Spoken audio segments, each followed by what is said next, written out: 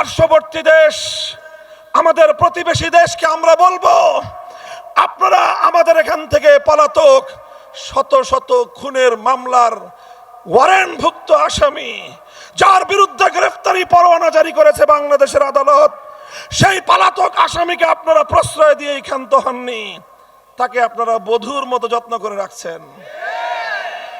রাখেন। আপনাদেরকে 16-15 বছর যেই সার্ভিস দিয়েছে, গোটা বাংলাদেশটাকে আপনার হাতে তুলে দিয়েছে। তার পররাষ্ট্রমন্ত্রী বলেছিল ভারতের সাথে বাংলাদেশের তথা নরেন্দ্র মোদীর সাথে হাসিনা সরকারের সম্পর্ক নাকি স্বামী স্ত্রীর মতো। এটা পররাষ্ট্রমন্ত্রী আব্দুল মোমিনের বক্তব্য। 1971 সালে যে মুক্তিযুদ্ধ হয়েছিল, 1947 সাল থেকে ধারাবাহিক সংগ্রামের মধ্য দিয়ে 71 সালে এক সাগর রক্তের বিনিময়ে স্বাধীনতা অর্জন করেছিল বাংলাদেশ।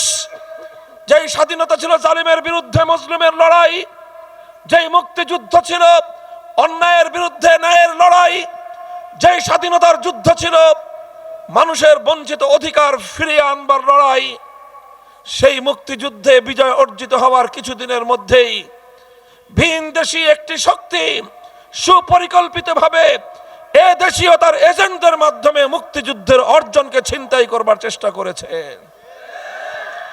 আমরা দ্ব্যর্থহীন ভাষায় বলি, ইতিহাসকে সাক্ষী রেখে বলি, বাংলাদেশের স্বাধীনতার মুক্তিযুদ্ধের পূর্বে, এমনকি মুক্তিযুদ্ধ চলাকালীন 9 মাসের মধ্যে 25শে মার্চ 26শে মার্চ কালুরঘাট থেকে স্বাধীনতা ঘোষণা হওয়ার পর থেকে 16ই ডিসেম্বর বাংলাদেশের স্বাধীনতার বিজয় অর্জিত হওয়া পর্যন্ত এই সুদীর্ঘ 24 বছরে কোনোদিন বাংলাদেশে কোনো রাজনৈতিক নেতা, কোন নেত্রী, কোন দল কখনোই বাংলাদেশে ধর্মনিরপেক্ষতার দাবি উত্থাপন করেনি। কিন্তু আমরা দেখলাম, এদেশের মানুষ দেখলো 71-এর 16ই ডিসেম্বর বিজয় অর্জিত হওয়ার কয়েক মাসের মধ্যেই পার্শ্ববর্তী দেশের সংবিধানের মূল নীতিগুলোকে, জাতীয়তাবাদ, ধর্মনিরপেক্ষ মতবাদ, গণতন্ত্র, সমাজতন্ত্রকে বাংলাদেশের সংবিধানের মূল নীতি হিসেবে ভারতের তৎকালীন প্রধানমন্ত্রী শ্রীমতী ইন্দিরা গান্ধীর নির্দেশে বাংলাদেশের স্বাধীনতা পরবর্তী যে সরকার প্রতিষ্ঠিত হয়েছিল, সেই সরকার প্রধান শেখ মুজিবুর রহমান সাহেব বাংলাদেশের সংবিধানের মূল নীতি হিসেবে ঘোষণা করে প্রকৃত অর্থে 72 সালেই স্বাধীন বাংলাদেশকে ভারত মাতার চরণতলে তিনি বলি দিয়েছিলেন। আর এভাবেই মুক্তিযুদ্ধের চেতনাকে হাইজ্যাক করে, মুক্তিযুদ্ধের চেতনাকে ডাকাতি করে বাংলাদেশ থেকে নয়াদিল্লিতে পাচার করা হয়েছে। মুহতারাম হাজিরিন, এভাবে 72-এর একটি চেতনা দাঁড় করানো হয়েছে। সেই 72-এর চেতনা এবং 72-এর তাদের যে মূলনীতি, সেগুলোকেই বিগত 53 বছর যাবৎ বাংলাদেশের মানুষকে 71-এর চেতনা, মুক্তিযুদ্ধের চেতনা হিসেবে গেলানো হয়েছে। আমি আজ স্পষ্ট ভাষায় বলতে চাই, 71-এর চেতনা এটা ছিল ভিন্ন চেতনা। 71-এর চেতনা ছিল মুক্তিযুদ্ধের সঠিক চেতনা, 72-এর চেতনা ছিল গোলামীর চেতনা, 72-এর সংবিধান ছিল বাংলাদেশের গণমানুষের হাজার বছরের ইচ্ছা এবং অভিপ্রায়কে ধ্বংস করবার সংবিধান। এবং সেই 72-এর সংবিধানকে কেন্দ্র করে ভারতীয় দালালির যে চেতনা গড়ে উঠেছিল বিগত 53 বছর, সেই দালালির চেতনাকেই মুক্তিযুদ্ধের চেতনা হিসেবে প্রতিষ্ঠিত করবার পায়তারা চালানো হয়েছে। এভাবেই যখন বাংলাদেশে 71-এর পর 72-এর চেতনা দাঁড় করানো হলো, 72-এর চেতনার ভিত্তিতে 72 থেকে 75 সাল পর্যন্ত মাত্র 3 বছরে বাংলাদেশের 30 লক্ষ মায়ের কোল খালি করা হয়েছে। তাগড়া তাগড়া যুবকদেরকে ধরে নিয়ে হত্যা করা হয়েছে। ক্রস ফায়ারের মতো অত্যন্ত জঘন্য সংস্কৃতি বাংলাদেশে চালু করা হয়েছে। এভাবে স্বাধীন বাংলাদেশকে একটি নারকীয় মৃত্যুযজ্ঞে পরিণত করা হয়েছে। সেজন্যই 74-এর দুর্ভিক্ষ তৈরি হয়েছিল। আর এই সকল অন্যায়, হত্যাকাণ্ড, যুবকদের ধরে নিয়ে খুন করা, লক্ষ মায়ের কোল খালি করবার কারণে, লক্ষ মায়ের কোল খালি করবার কারণেই ৭৫-এর ১৫ই আগস্টের মতো এই ধরনের ঘটনা সংঘটিত হয়েছিল। ৭৫-এর ১৫ই আগস্ট ছিল ৭২ থেকে ৭৫ পর্যন্ত বাংলাদেশে ৩০,০০০ যুবকদের হত্যা করবার একটি ধারাবাহিক, তারই প্রতিশোধ পরায়ণতার ফলাফল। ৭৫ যখন শেখ মুজিবুর রহমান সাহেব সপরিবারে নিহত হলেন, তার কন্যা শেখ হাসিনা আন্তর্জাতিক গণমাধ্যমে তিনি ঘোষণা করেছিলেন বাংলাদেশের মানুষের কাছ থেকে তিনি প্রতিশোধ গ্রহণ করবেন। তখনই তিনি বলেছিলেন যে দেশের মানুষ তার বাবাকে হত্যা করেছে, সেই দেশের মানুষের কাছ থেকে, তাদের কাছ থেকে তিনি প্রতিশোধ গ্রহণ করবেন। সংগ্রামী সাথী ও বন্ধুগণ, অথচ তিনি একবারও লক্ষ্য করলেন না তার বাবা এবং সেই বাকশালী সরকার যেই ৩০,০০০ মায়ের কোল খালি করেছে, সেই মায়েদের আর্তনাদ এবং হাহাকার তার কর্ণকুহরে পৌঁছেনি। ৭৫-এর ১৫ই আগস্টের পর শেখ হাসিনা রাজনীতিতে আগমন করলেন এবং এই ৫০ বছর পর্যন্ত তিনি যে রাজনীতি করেছেন, সেই রাজনীতির মূল নীতি ছিল দুটি। প্রথম মূলনীতি ছিল বিভাজনের রাজনীতি, দ্বিতীয় মূলনীতি ছিল ষড়যন্ত্রের রাজনীতি, গোলামীর রাজনীতি, দাসত্বের রাজনীতি। তিনি বাংলাদেশ থেকে প্রতিশোধ গ্রহণ করেছেন, প্রতিশোধ গ্রহণ করেছেন বাংলাদেশের জনগণ থেকে, প্রতিশোধ গ্রহণ করেছেন বাংলাদেশের রাষ্ট্র থেকে, এমনকি তিনি প্রতিশোধ গ্রহণ করেছেন তার দল আওয়ামী লীগের কাছ থেকে। অনেকেই হয়তো বিষয়টা আশ্চর্যান্বিত হবেন যে তিনি আওয়ামী লীগের কাছ থেকে কিভাবে প্রতিশোধ নিলেন। আওয়ামী লীগের মধ্যে যদি কোনো বিবেকবান মানুষ থেকে থাকেন, ঠান্ডা মাথায় চিন্তা করে দেখবেন যে শেখ হাসিনা আপনাদের কত বড় ক্ষতি করে রেখে গিয়েছেন। শেখ হাসিনা তার এক বক্তব্যে বলেছিলেন, আজও পর্যন্ত নেট দুনিয়ায় তার সেই বক্তব্য ভাইরাল রয়েছে। তিনি 15ই আগস্টের তার বাবার হত্যাকাণ্ডকে নিয়ে তিনি তার দলের প্রতি ক্ষোভ প্রকাশ করে বলেছিলেন, এত বড় দল, এত নেতাকর্মী, কেউ তো কোথায়, কেউ তো 15ই আগস্টের হত্যাকাণ্ডের পর একজন মানুষ এগিয়ে আসে নাই। সেই লাশ 32 নম্বরে দিনের পর দিন পড়েছিল, কাউকে তো দেখা যায় নাই প্রতিবাদ করতে। তাহলে এত বড় দল থেকে লাভ কি? এই কথার মধ্য দিয়ে আওয়ামী লীগের প্রতি শেখ হাসিনার যে ক্ষোভ এবং তাদের প্রতি যে তার বিদ্বেষ ছিল এবং প্রতিশোধ পরায়ণতার মানসিকতা ছিল, সেটাই ফুটে উঠে।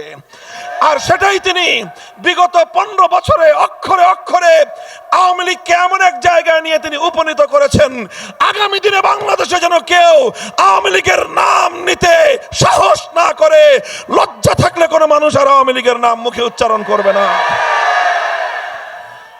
তিনি এমন কাজ করেছেন,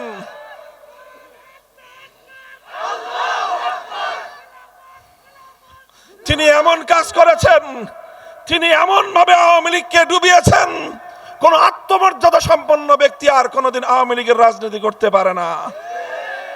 বলবেন কারণ কি? আমি বলি, লক্ষ্য করে দেখেন। আওয়ামী লীগের নেতা কর্মীদেরকে ঠান্ডা মাথায় চিন্তা করার জন্য বলবো, দেখেন যেই নেত্রী এখন ভারতে পালিয়ে গিয়ে আরেক দেশের কোলে বসে অন্য আরেকটি রাষ্ট্রের আশ্রয় থেকে বাংলাদেশের অভ্যন্তরে উস্কানি দিয়ে আবারও আপনাদেরকে বিপদে ফেললো, এই বিগত 5ই ফেব্রুয়ারি এই 32 নম্বর সহ গোটা বাংলাদেশে নতুন করে আবার যে মানুষের মধ্যে উত্তেজনা তৈরি হলো এবং সেই উত্তেজনার প্রেক্ষিতে আবার কিছু মানুষের কিছু ক্ষয়ক্ষতি হলো, এর জন্য সবটা দায় শেখ হাসিনাকেই বহন করতে হয়। আপনারা লক্ষ্য করে দেখেন, বাংলাদেশে অনেক শাসক জনগণের আন্দোলনের মুখে তিনি ক্ষমতা থেকে পদত্যাগ করতে বাধ্য হয়েছেন। 1990 সালে জেনারেল হোসেন মোহাম্মদ এরশাদ সাহেব তিনি ক্ষমতাচ্যুত হয়েছেন। ক্ষমতাচ্যুত হয়ে অন্ধকার কারাগারে নিক্ষিপ্ত হয়েছেন। বছরের পর বছর কারাগারের অন্তরালে দিন যাপন করেছেন। তিনি জুলুম সহ্য করেছেন, তিনি নানাভাবে কষ্ট স্বীকার করেছেন, কিন্তু দল দলের কর্মীদেরকে অসহায় অবস্থায় রেখে দেশ ছেড়ে পালিয়ে যান নাই। 1996 সালে এবং 2006 সালে ক্ষমতাচ্যুত হয়েছেন বেগম খালেদা জিয়া। ক্ষমতা ছেড়ে তিনি তার দলকে ছেড়ে তার নেতা কর্মীদেরকে রেখে 80 বৃদ্ধ বয়সে অন্য কোথাও যাননি। 80 এই বার্ধক্যের সময়ে হাসি মুখে কারাবরণ করেছেন। বছরের পর বছর কারাগারের অন্তরালে থেকে জীবন মৃত্যুর সন্ধিক্ষণে থেকেছেন, কিন্তু দেশ এবং জনগণ, দল এবং নেতা কর্মীদেরকে হুমকির মুখে ছেড়ে তিনি পালিয়ে যান নাই। এবার আওয়ামী লীগের নেতা কর্মীর কাছে প্রশ্ন, আপনার নেত্রী করলো কামটা করলো কি? বলেন আপনাদের নেত্রী কাজটা করলো কি? আপনি যদি বিবেকবান হয়ে থাকেন প্রশ্নের জবাব দেন। আপনার নেত্রী কি জানতো না 5ই আগস্টের আরো আগে থেকেই যে তার পরিণাম কোন দিকে যাচ্ছে? তার নিজস্ব গোয়েন্দা বাহিনী ছিল। সমস্ত সচেতন মানুষ জানে বাংলাদেশের রাষ্ট্রীয় প্রতিটি গোয়েন্দা সংস্থার পাশাপাশি শেখ হাসিনা তার গণভবন কেন্দ্রিক ভিন্ন আরেকটি নিজস্ব গোয়েন্দা সংস্থা তার ছিল। সেই সঙ্গে তার প্রভু দেশের গোয়েন্দা সংস্থা তো ছিলই। দেশের পরিস্থিতি কোন দিকে গড়াচ্ছে তিনি ভালো করে আঁচ করতে পারছিলেন। এই আঁচ করতে পেরে তিনি কি করেছেন? তার দলের নেতা কর্মীর কারো নিরাপত্তার কথা তিনি চিন্তা করেন নাই, বরং অন্তিম মুহূর্ত পর্যন্ত তার নেতা কর্মীদেরকে জনগণের মুখোমুখি দাঁড় করিয়ে দেবার চেষ্টা করেছেন। আজকে দেশ থেকে পালিয়ে গিয়ে আমার পুলিশ ভাইদের জন্য উনি মায়া কান্না করেন। লজ্জা উচিত আপনার। আপনি বাংলাদেশের পুলিশ বাহিনীকে জনগণের মুখোমুখি দাঁড় করিয়ে দেশপ্রেমিক পুলিশদেরকে আপনি বিতর্কিত করেছেন। বাংলাদেশের গণমানুষের জননন্দিত মানুষের আস্থার প্রতিষ্ঠান র্যাবকে দিয়ে আপনি আকাশ থেকে জনগণের হেলিকপ্টার থেকে জনগণের বুকে গুলি ছুড়ে র্যাবকে বিতর্কিত করেছেন। সর্বশেষ আপনি সেনাবাহিনীকেও বিতর্কিত করার চেষ্টা করেছেন। সেনাবাহিনীকে নির্দেশ দিয়েছিলেন চালাও গুলি, লক্ষ মানুষ মেরে ফেলো, আমি আমার ক্ষমতার মসনদ আমি অটুট রাখতে চাই। সেনাবাহিনী যখন অক্ষমতা প্রকাশ করেছে তখনই আপনি দেশ ছেড়ে পালিয়ে যেতে বাধ্য হয়েছেন। আপনার কাছে সব তথ্য ছিল। হে আওয়ামী লীগের নেতা কর্মীরা, আপনাদের নেত্রীর কাছে সব তথ্য ছিল। জানতো ডিজিএফআই, এনএসআই সহ এসবি সহ রাষ্ট্রীয় গোয়েন্দা সংস্থাগুলোর রিপোর্টের পাশাপাশি তার নিজস্ব দলীয় গোয়েন্দা সংস্থা, এরপরে তার প্রভু দেশীয় গোয়েন্দা সংস্থার রিপোর্ট তার কাছে ছিল। এই সব থাকার পরেও তিনি একেবারে 4 আগস্ট সন্ধ্যাবেলায়ও তার নেতা কর্মীদেরকে জনগণের বুকে গুলি ছুড়বার নির্দেশ দিয়েছেন। জনগণকে হত্যা করার নির্দেশ দিয়ে প্রকারান্তরে তিনি তার দলের কর্মীদেরকে জনগণের মুখোমুখি যুদ্ধের ময়দানে নামিয়ে দিয়েছেন। আর তলে তলে নিজে লাগেজ গুছিয়েছেন, নিজের লাগেজ গুছিয়েছেন। এর আগে একমাত্র ছেলে জয়কে পার করেছেন, পুতুলকে আরেক দেশে সেটেল করেছেন, নিজের ভাগনা ভাগ্নি যা ছিল সবকে ভিন দেশে সেটেল করেছেন। নিজের একটা বোন ছিল, সেই রেহানাকে দোবগল দাবা করে যা কিছু চুরি চামারি করে আগে তো পাচার করেছেন, অবশিষ্ট যা ছিল 14টা লাগেজের মধ্যে বোঝাই করে হেলিকপ্টার নিয়ে তিনি চম্পট দিয়েছেন। একবার আওয়ামী লীগের কথা ভাবেন নাই, একবার দলের নেতা কর্মীদের কথা ভাবেন নাই, একটাবার হেলমেট লীগের কথা ভাবেন নাই, একটাবার হাতুড়ি লীগের কথা ভাবেন নাই, একটাবার যুবলীগের কথা ভাবেন নাই, একবার ছাত্রলীগের কথা ভাবেন নাই। এই ছাত্রলীগ ঐতিহ্যবাহী ছাত্র সংগঠনকে হেলমেট লীগ বানিয়েছিল কে? বলেন কে বানিয়েছিল? এই ছাত্রলীগকে হাতুড়ি লীগ বানিয়েছিল কে? এদেরকে হাতুড়ি লীগ বানিয়ে, এদেরকে হেলমেট লীগ বানিয়ে জনগণের বিরুদ্ধে যুদ্ধে লেলিয়ে দিয়ে গোটা জনগণের মুখে এদেরকে ফেলে রেখে নিজে নিজের ব্যক্তিগত আর পারিবারিক আখের গুছিয়ে চম্পট দিলেন। এমন স্বার্থপর নেতা কোনদিন একটি দল তো দূরের কথা একটি দেশকে নেতৃত্ব দেওয়ার অধিকার রাখে না।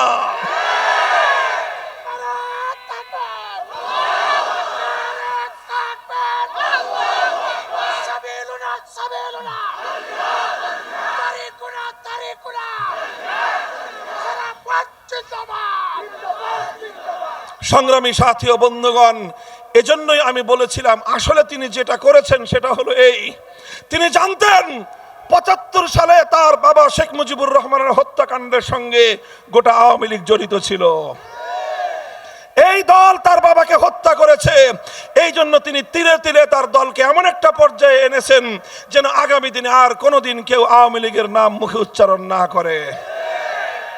এরপরেও আওয়ামী লীগের মধ্যে যদি কোনো বিবেকবান মানুষ থেকে থাকেন, আমাদের উদাত্ত আহ্বান থাকবে, আপনারা যদি রাজনীতি করতে চান, আপনারা এই পরিবারকে যারা দুবার আপনাদেরকে ধ্বংসের মুখে ঠেলে দিয়েছেন, এই বিতর্কিত কাপুরুষ বিরোধ নেতৃত্বের পিছনে আর কোনোদিন রাজনীতি করতে চায়েন না।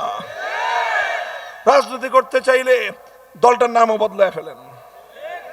এরপরে তওবা করে বিগত বাকশালী আমলে যত হত্যাকাণ্ড ঘটিয়েছেন, বিগত ফ্যাসিবাদী সরকারের সময়ে যত মানুষকে খুন করেছেন, সেই মানুষের কাছে ক্ষমা চেয়ে বাংলাদেশের রাজনীতিতে আবার পুনর্বাসিত হওয়ার চেষ্টা করবেন।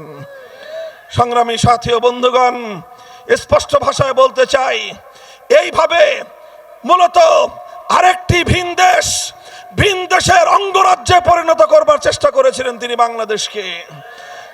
এইভাবে দেশের মধ্যে বিভাজন তৈরি করে দেশের মানুষকে বিভক্ত করেছেন। যেই মানুষই তার বিরুদ্ধে মতামত দিত, যেই তার বিরুদ্ধে বক্তব্য দিত, কখনো তাকে রাজাকার, স্বাধীনতা বিরোধী, কখনো উগ্রবাদী, জঙ্গিবাদী বলে গোটা তার বিরোধী শক্তিকে তিনি ট্যাগ করার দেওয়ার জন্য ট্যাগ দিয়ে তাদেরকে মারাত্মকভাবে ভিন্ন অভিধায় আখ্যায়িত করবার এক রাজনীতি তিনি করতেন। সংগ্রামী সাথী ও বন্ধুগণ, সর্বশেষ দেখেছে দেশের মানুষ, আমার দেশপ্রেমিক ছাত্র জনতা, 4 কোটি ছাত্র জনতা যখন কোটা সংস্কার এবং কোটা বাতিলের ন্যায্য দাবি নিয়ে তারা রাজপথে নামলো, তারা কোটা সংস্কারের ন্যায্য দাবি উত্থাপন করলো, সেই দাবির প্রতি তিনি কিভাবে বৃদ্ধাঙ্গুলি প্রদর্শন করে গোটা বাংলাদেশের 4 কোটি ছাত্র জনতাকে তিনি তার প্রতিপক্ষ হিসেবে সাব্যস্ত করে ন্যায্য অধিকারের দাবির করবার অপরাধে তাদের সকলকে নিকৃষ্ট অভিধায় রাজাকারের বাচ্চা বলে গালি দিলেন। এটা ছিল শেখ হাসিনার সর্বশেষ ট্যাগিং এর রাজনীতির শিকার। তখন বাংলার 4 কোটি ছাত্র জনতা বলল, যদি ন্যায্য অধিকার চাইলে রাজাকার হতে হয়, যদি দেশের জনগণের পক্ষে কথা বললে যদি রাজাকার হতে হয়, বৈষম্যের বিরুদ্ধে কথা বললে যদি রাজাকার হতে হয়, একসঙ্গে রাতের গভীরে বাংলার প্রতিটি শিক্ষাঙ্গন থেকে আওয়াজ উচ্চারিত হলো, আমি কে তুমি কে। সেদিনই শেখ হাসিনার বিভাজনের রাজনীতি আমার ছাত্র জনতার কাছে পরাস্ত হয়েছে। সংগ্রামী সাথী ও বন্ধুগণ, জুলাই এবং আগস্টের যে বিপ্লব হয়েছে, এই বিপ্লবকে ভালো করে বুঝতে হবে, এই বিপ্লবকে অনুধাবন করতে হবে। মনে রাখতে হবে, ৭১ সালের আমাদের মুক্তিযুদ্ধের বিজয়কে যেভাবে ছিনতাই করা হয়েছে, ২৪ জুলাই আগস্টের বিপ্লবকেও ছিনতাই করবার পায়ে তারা চলছে। এবারের এই বিপ্লবের অর্জনকে যদি কেউ ছিনতাই করতে চায়, বুকের রক্ত দিয়ে ষড়যন্ত্রকে রুখে দাঁড়াতে হবে। সংগ্রামী সাথী ও বন্ধুগণ, জুলাই আগস্টের যে বিপ্লব হয়েছে, এই বিপ্লবের অন্যতম প্রতীকী একটি চিত্র ছিল কি, আমরা বাংলাদেশের প্রতিটি শহরে দেখেছি, প্রতিটি জেলা শহর, বিশেষ করে বিভাগীয় শহরগুলোতে একটি অভিন্ন কমন চিত্র মানুষের চোখে ধরা পড়েছে। মিডিয়াতে বারবার এই দৃশ্যগুলো দৃশ্যমান হয়েছে। আমার দামাল ছেলেরা, এই ছেলেরা সমস্ত বিভাজনকে ভুলে গিয়ে স্কুল থেকে ছাত্ররা এসেছে, কলেজ ইউনিভার্সিটি থেকে ছেলেরা এসেছে, আলিয়া মাদ্রাসা থেকে আমার সন্তানরা এসেছে, কওমি মাদ্রাসা থেকে আমার ছাত্ররা এসে ভেদাভেদের সকল দেয়ালগুলো ভেঙে গুড়িয়ে দিয়েছে। হাতে হাত রেখে টেকনাফ থেকে তেতুলিয়া পর্যন্ত তারা ঐক্যের একটি মজবুত দেয়াল তৈরি করেছে। তারা রাজপথে স্লোগান তুলেছে বৈষম্যের বিরুদ্ধে, অন্যায়ের বিরুদ্ধে, ফ্যাসিবাদের বিরুদ্ধে, স্বৈরতন্ত্রের বিরুদ্ধে। যতবার তারা স্লোগান তুলেছে, প্রতিবার তাদের এই আওয়াজকে স্তব্ধ করে দেওয়ার জন্য ছাত্রলীগ, যুবলীগ এবং তার পেটোয়া সন্ত্রাসী লীগের পক্ষ থেকে বুলেটের আঘাতে আমার সন্তানদের বুকগুলো ঝাঁঝরা করা হয়েছে। বাংলার প্রতিটি শহরের রাজপথের পিচ ঢালা রাজপথ তাদের রক্তে রক্তে রঞ্জিত হয়েছে, কখনো আবু সাইদের রক্তে রংপুরের মাটি, কখনো মীর মুগ্ধের রক্তে ঢাকার রাজপথ রঞ্জিত হয়েছে। যে রাজপথ আমার সন্তানদের শহীদি রক্তে রঞ্জিত হয়েছে, যখনই নামাজের সময় হয়েছে আমার দামাল সন্তানেরা সেই রাজপথে দাঁড়িয়ে আল্লাহু আকবার আল্লাহু আকবার আজানের ধ্বনিতে বাংলার আকাশ বাতাস মুখরিত করেছে। এরপরে তারা একজন ইমাম হয়ে বাকিরা রাজপথে সারিবদ্ধভাবে দাঁড়িয়ে তারা জামাতের সাথে নামাজ আদায় করে সেই পিচ ঢালা পথ যেখানে তাদের শাহাদাতের রক্ত ঝরেছে সেই পথকে, সেই পিচ ঢালা রাজপথকে যায় নামাজ বানিয়ে আল্লাহর দরবারে সেজদায় লুটিয়ে পড়েছে। জুলাই এবং আগস্টের বিপ্লবের এর চেয়ে বড় কোনো প্রতীকী চিত্র নাই, এর চেয়ে বড় কোনো প্রতীকী চিত্র নাই। সর্বশেষ আগস্ট বিপ্লবের প্রতীকী চিত্র দেখা গিয়েছে 2024 সালের 5ই আগস্ট। বাংলার মানুষ যখন সেই মহা সুসংবাদ পেল বেলা 2টার দিকে শেখ হাসিনা পালিয়েছে। কথা বলেন ঠিক না বেঠিক? 1 ঘন্টার মধ্যে টেকনাফ থেকে তেতুলিয়া একটা দৃশ্যই মঞ্চায়িত হয়েছে। কোন নেতার ঘোষণা লাগে নাই, কোন আলেমের আহ্বান প্রয়োজন হয় নাই। গোটা বাংলার তাওহীদি জনতা, বিপ্লবী জনতা টেকনাফ থেকে তেতুলিয়া ভাস্কর্য নামক যতগুলো মূর্তি বাংলার মুসলমানদের জনপদে ছিল ভেঙ্গে গুড়িয়ে দিয়েছে। তারা মুসলমানদের জনপদ থেকে ভাস্কর্য নামক মূর্তিগুলো ভেঙ্গে গুড়িয়েছে, কিন্তু কোন হিন্দুদের মন্দিরে তাদের উপাসনালয়ে রক্ষিত মূর্তির গায়ে ফুলের টোকাও দেয়নি।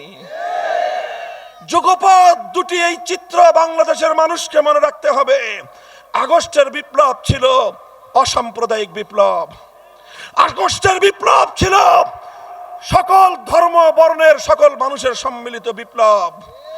আর দ্বিতীয় প্রতীকী চিত্র ছিল হিন্দুদের মন্দিরে আঘাত করে নাই, তাদের প্রতিমা তাদের মূর্তি ভাঙে নাই, মুসলমানদের জনপদে কোনো মূর্তি আস্ত রাখে নাই।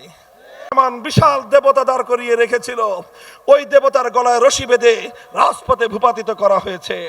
কোথাও সেই দেবতার মাথায় উঠে বাংলার তাওহীদি জনতা পেশাব করে চরম লাঞ্ছনাকর তাদেরকে উপহার পেশ করা হয়েছে।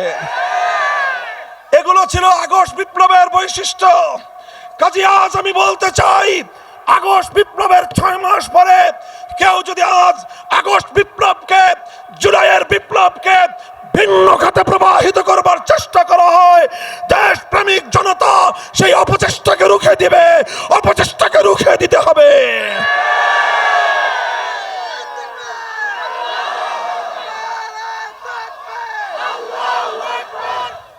সংগ্রামী সাথী ও বন্ধুগণ, আমি আমার আখেরি পয়গাম শুনিয়ে যেতে চাই। পার্শ্ববর্তী দেশ, আমাদের প্রতিবেশী দেশকে আমরা বলবো, আপনারা আমাদের এখান থেকে পলাতক শত শত খুনের মামলার ওয়ারেন্টভুক্ত আসামি, যার বিরুদ্ধে গ্রেফতারি পরোয়ানা জারি করেছে বাংলাদেশের আদালত, সেই পলাতক আসামিকে আপনারা প্রশ্রয় দিয়ে ক্ষান্ত হননি, তাকে আপনারা বধূর মতো যত্ন করে রাখছেন। রাখেন, আপনাদেরকে 16-15 বছর যেই সার্ভিস দিয়েছে, গোটা বাংলাদেশটাকে আপনার হাতে তুলে দিয়েছে। তার পররাষ্ট্রমন্ত্রী বলেছিল ভারতের সাথে বাংলাদেশের তথা নরেন্দ্র মোদীর সাথে হাসিনা সরকারের সম্পর্ক নাকি স্বামী স্ত্রীর মতো। এটা পররাষ্ট্রমন্ত্রী আব্দুল মোমিনের বক্তব্য। আর বলেছে ওই স্বামীর দেশকে স্ত্রীর দেশ যা দিয়েছে তা নাকি কোনোদিন স্বামীর দেশ ভুলতে পারবে না, এবং তারা ভুলতে পারে নাই বলেই এখন তাদেরকে সার্ভিস দিতে হচ্ছে। সার্ভিস দেন, মনে রাখবেন, আপনার কোলে বসে আমার বাংলাদেশের আভ্যন্তরীণ বিষয়ে যদি এভাবেই নাক গলাতে থাকে, বাংলার মানুষ আপনার সঙ্গে সৌজন্যতামূলক কোনো কূটনৈতিক সম্পর্ক রাখতে পারবে না। আপনাকে আমার দেশের পররাষ্ট্রনীতির প্রতি শ্রদ্ধা প্রদর্শন করতে হবে, কূটনৈতিক সৌজন্যতা রক্ষা করতে হবে। আর যদি আমার বাংলাদেশকে মনে করেন আপনার কৃতদাসীর আমলের মতো আমার বাংলাদেশের স্বাধীন পতাকা এভাবেই আপনারা অগ্নিসংযোগ করবেন, আমার আগরতলার উপ হাই কমিশনে আপনারা এভাবেই আক্রমণের পর আক্রমণ শানিয়ে যাবেন, বাংলার শাহজালালের সন্তানরা নীরব বসে থাকবে না, নীরব বসে থাকবে না।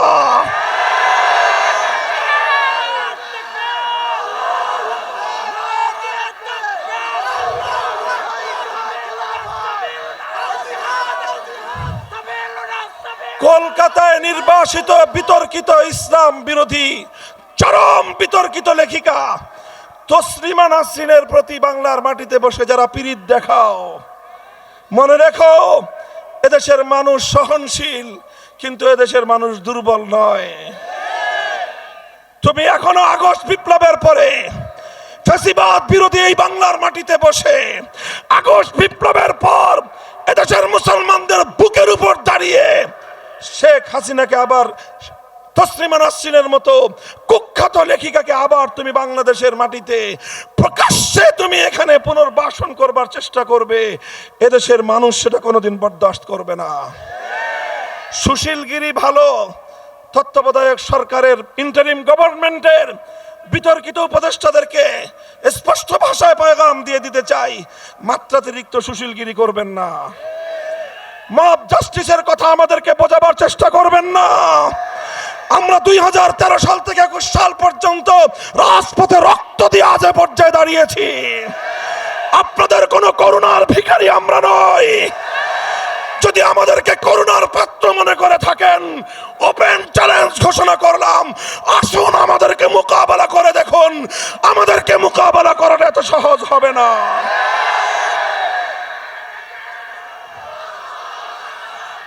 সংগ্রামী সাথী ও বন্ধুগণ, আমরা দ্ব্যর্থহীন ভাষায় বলি, এদেশে আমরা ইসলামকে নিয়ে বাঁচব, ইসলামের গৌরব নিয়ে বাঁচব, ইসলামের ঝান্ডা সমুদ্দিন করেই বাঁচবো আমরা। মনে রাখতে হবে, ঐতিহাসিকভাবে বিগত 250 বছরের ইতিহাস প্রমাণ করে বাংলাদেশ এবং বাংলাদেশের স্বাধীনতা এবং ইসলাম এক সূত্রে গাঁথা। মনে রাখবেন, বাংলাদেশের স্বাধীনতা এবং ইসলাম এক সূত্রে গাঁথা। যদি বাংলাদেশে ইসলাম আক্রান্ত হয়, বাংলাদেশের স্বাধীনতা বিপন্ন হবে। সুতরাং বাংলাদেশে যারা ইসলাম বিরোধী তারাই স্বাধীনতার বিপক্ষ শক্তি। যারা বাংলাদেশে ইসলামকে সহ্য করতে পারে না তারাই বাংলাদেশের স্বাধীনতার দুশ্মন। মনে রাখবেন, আমরা ছাড় দেব কিন্তু ছেড়ে দিয়ে কথা বলবো না। আমাদেরকে যদি বারবার ঘায়েল করবার চেষ্টা করা হয়, মনে রাখবেন বাংলাদেশে আমরা ভাড়াটিয়া হিসেবে বসবাস করি না। রক্তের বিনিময়ে কেনা এই জমিনে আমরা মালিকানার দাবি নিয়ে, অধিকার নিয়ে আমরা বসবাস করি। ফ্যাসিবাদের দোসর, ভিনদেশী ক্রীড়নক, ইসলাম বিরোধী অপশক্তি, এদের সকল রসুনের গোড়া এক জায়গায়, সব রসুনের গোড়া এক জায়গায়। শেখ হাসিনার গোড়া যেখানে, তসলিমা নাসরিনের শেকরের গোড়াও সেখানেই। কাজেই শেখ হাসিনা এবং তসলিমা নাসরিন যৌথ প্রযোজনায় বাংলাদেশের অভ্যন্তরে তারা আবার নতুন করে বিশৃঙ্খলা সৃষ্টির পায় তারা চালাচ্ছে। তাদের এদেশীয় দোসরেরা তসলিমা নাসরিনের নামে শেখ হাসিনাকে বাংলাদেশে পুনর্বাসিত করবার পায় তারা করলে বাংলাদেশের মানুষ সেটাকে রুখে দেবে ইনশাআল্লাহ। সংগ্রামী সাথী ও বন্ধুগণ, আমি আমার রাজপথের সকল সহযোগী আন্দোলন সংগঠন, রাজনৈতিক দলগুলোকে উদাত্ত আহ্বান জানাই। বাংলাদেশের সর্ববৃহৎ রাজনৈতিক দল বাংলাদেশ জাতীয়তাবাদী দল বিএনপি, জামায়াতে ইসলামী বা বাংলাদেশ জামায়াতে ইসলামী এবং অন্যান্য ইসলামী সংগঠন, হেফাজতে ইসলাম বাংলাদেশ, ইসলামী আন্দোলন বাংলাদেশ, বাংলাদেশ খেলাফত মজলিস সহ অন্যান্য সকল সংগঠন, আমি উদাত্ত আহ্বান জানাই, দেশ বিরোধী অপশক্তির মোকাবেলায়, ফ্যাসিবাদের মোকাবেলায় রাজপথে গড়ে ওঠা আমাদের ইস্পাত কঠিন ঐক্যকে ধরে রাখতে হবে। বৈষম্য বিরোধী ছাত্র নেতৃবৃন্দকে সাহস যোগাতে হবে। তারা যে অসাধ্য সাধন করেছে তাদের প্রতি আমাদের সকলের কৃতজ্ঞ থাকতে হবে। ছাত্র নেতৃবৃন্দকে বলবো, তোমরা অভিজ্ঞ রাজনৈতিক নেতৃবৃন্দের অভিজ্ঞতা থেকে তোমরা উপকৃত হও, পরামর্শ করো, সকলে সম্মিলিতভাবে একটি নতুন বাংলাদেশ গড়ে তুলবো আমরা। ওই বাংলাদেশে ৭২-এর ছায়া থাকবে না, সেই বাংলাদেশে ৭১-এর চেতনা থাকবে। নতুন এক বাংলাদেশ গড়ে তুলবো, যেই বাংলাদেশে বাকশালের ঠাঁই হবে না, যেই বাংলাদেশে অন্য সকল ধর্ম বর্ণ ভিন্ন মতের ঠাঁই হবে। সেই বাংলাদেশে আর কোনো সংখ্যালঘু নির্যাতনের নাটক মঞ্চস্থ হবে না। যারা রাতের অন্ধকারে কালনাগিনী হয়ে সংখ্যালঘুদেরকে ছোবল মারত, আবার দিনের বেলায় ওঝা হয়ে ঝাড়তে আসতো, সেই শেখ হাসিনার সেই শেখ হাসিনার প্রিয় নাট্যগোষ্ঠী এখন আর বাংলাদেশে নাই, নাটকের নায়িকারাও নাই, নায়করাও নাই। এই জন্য এখন আর সংখ্যালঘুদের নির্যাতনের ঘটনাও ঘটে না। এই জন্য বাংলাদেশের হিন্দু, বৌদ্ধ, খ্রিস্টান সহ প্রতিটি সংখ্যালঘুদের জান, মাল, ইজ্জত, আব্রু এবং তাদের ধর্মীয় উপাসনালয় সহ তাদের সব কিছু বাংলার তৌহিদি জনতার কাছে আল্লাহ এবং তার রসুলের পক্ষ থেকে রক্ষিত আমানত। এই আমানতের মর্যাদা যে কোনো মূল্যে আমরা রক্ষা করব। কথা বলেন ঠিক কিনা? এভাবেই আমরা একটি সুন্দর বাংলাদেশ গড়ে তুলব, যেই বাংলাদেশের কথা আমরা বলছি সকল ইসলামপন্থীরা ঐক্যবদ্ধ হয়ে শীষেডালা প্রাচীরের মতো একটি ঐক্যবদ্ধ বুনিয়াদের উপর দাঁড়িয়ে আমরা ঘোষণা দিতে চাই, অনেক রঙের বাংলাদেশ দেখা হয়েছে, এবার দেখতে চাই ইসলামের বাংলাদেশ, এবার দেখতে চাই খেলাফতের বাংলাদেশ। আমরা একটা আন্দোলন করেছি গোটা দেশ বৈষম্যহীন বাংলাদেশ গড়বার জন্য। কথা বলেন ঠিক কিনা? আমরা বলতে চাই বৈষম্যহীন, চূড়ান্তভাবে ইনসাফপূর্ণ বৈষম্যহীন দেশ গড়তে হলে মানব রচিত কোনো তন্ত্র মন্ত্র দিয়ে সেটা সম্ভব নয়। চূড়ান্ত বৈষম্যহীন সমাজ গড়বার একমাত্র নিশ্চয়তা রয়েছে সৃষ্টিকর্তা মহান আল্লাহ প্রদত্ত রাজনৈতিক বন্দোবস্তের মধ্যেই। আল্লাহ প্রদত্ত রাজনৈতিক ব্যবস্থার নামই হলো খেলাফতের রাজনৈতিক ব্যবস্থা। রাজশাহী বিভাগীয় শহরের, এই দেশের, এই অঞ্চলের যতদূর পর্যন্ত মাইকে আমার আওয়াজ যাচ্ছে, আমি গোটা রাজশাহী নগরবাসীকে বলতে চাই, আসুন আমাদের হাতে হাত রাখুন।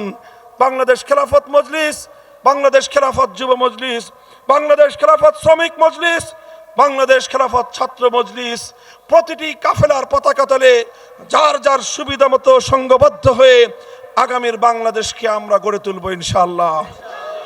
আমরা একটি বৃহত্তর ঐক্য গড়ে তুলে উদারতার ভিত্তিতে দেশপ্রেমিক সকল শক্তিকে নিয়ে আগামীর সুন্দর সমৃদ্ধ বাংলাদেশ গড়ে তুলব ইনশাআল্লাহ। আপনারা আমাদের সাথে থাকবেন তো? আল্লাহ পাক আপনাদের সকলকে কবুল করুন। আজকের এই চমৎকার সমাবেশ বাস্তবায়নের জন্য বাংলাদেশ খেলাফত মজলিস রাজশাহী জেলা শাখার নেতৃবৃন্দকে আমি আমার পক্ষ থেকে আন্তরিক অভিনন্দন জানাই, শুকরিয়া জ্ঞাপন করি। আল্লাহ পাক রব্বুল আলামিন সকলকে উত্তম বিনিময় দান করুন। সুবহানাল্লাহি ওয়া বিহামদিহি, সুবহানাকা আল্লাহুম্মা বিহামদিক, আশহাদু আল্লা ইলাহা ইল্লা আনতা আস্তাগফিরুকা ওয়া আতুবু ইলাইক। ইয়া হাইয়্যু ইয়া কাইয়্যুম বিরহমাতিকা নাস্তাগীস। আল্লাহ, সমাবেশকে আপনি কবুল করে নিন। আপনার জমিনে আপনার দ্বীনকে খেলাফত বাস্তবায়ন করবার জন্য আল্লাহ আমাদেরকে তৌফিক এনায়েত করেন। ربنا تقبل منا إنك أنت السميع العليم. سبحان ربك رب العزة عما يصفون وسلام على المرسلين. الحمد لله رب العالمين.